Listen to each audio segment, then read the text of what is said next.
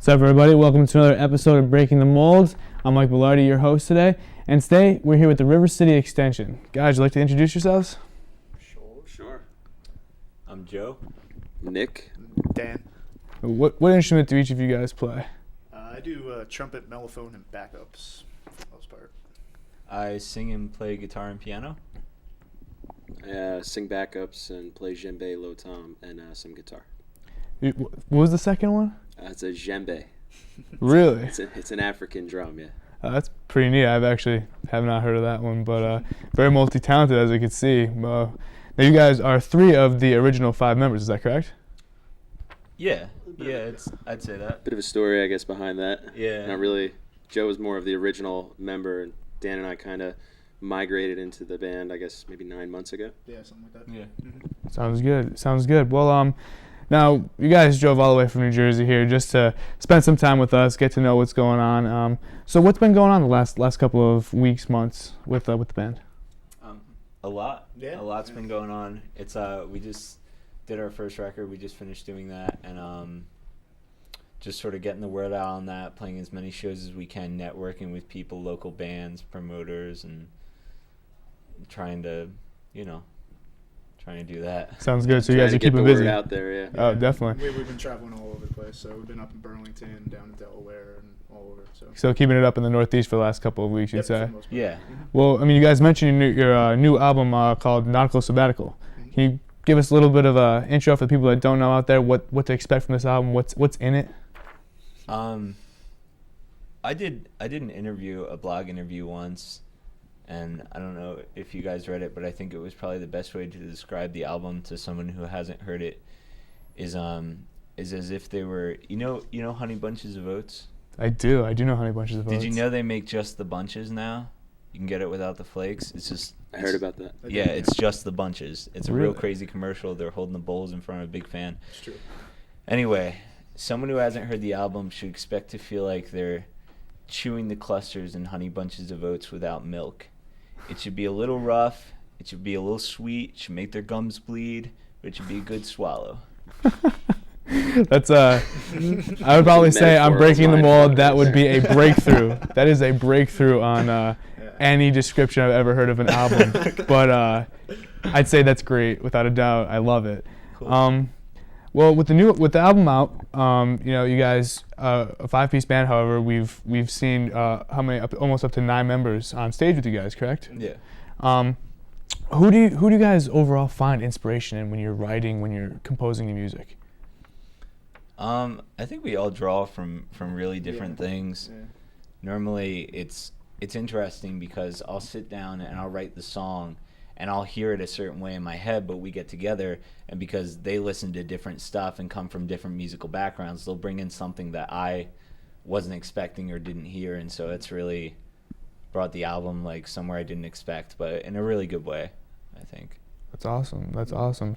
Are there any specific genres you guys like to tend to? I mean, I know personally, from hearing your own music, I find it not hard to put it into a genre, but it's definitely a very unique taste, without a doubt. Is there any specific genre you guys each tend to, or let's put it this way, what do you guys listen to on your iPod? I don't know if I could call out a specific genre, but I mean, I definitely I pull from Jeff Buckley, I pull from Jonah Matronga, Tim Kasher. Okay. Those guys definitely influenced me personally, and then I kind of take that and roll that into stuff that Joe writes, and then lines that Dan might create, It's true. Mm-hmm. and it all just kind of blends together into what we create live and on the album. I come from a big ska jazz background, so I mean I listen to a lot of Real Big Fish and That's awesome. Pie Tasters and stuff like that, and then Miles Davis, John Coltrane are huge influences of mine. So we really have a really big collaboration. You guys cover a really diverse area as far as music goes. That's actually pretty awesome, without a doubt. What can the audience, people that love your music, expect to see when they come see you for the first time at a show? It depends on where they're standing. All right. Okay. We're always crammed into like really small little spaces, so depending on where you are, you might see some of us and not all of us. But There's always energy. Like we always try to bring as much energy as possible, I think. So you could definitely expect that. Without a doubt. yeah. That's one thing people say a lot to us when they come up to us after the show is, man, there was so much energy. There was a lot of So it was positive fun. energy, a lot It was of fun. Yeah, they should expect to have fun. Yeah. They should expect to drink. They should expect to drink. Yes. Yeah. Do you guys usually play 21 and older crowds? Are you guys also reaching to a younger demographic? I'm not even 21 yet. So Really? yeah.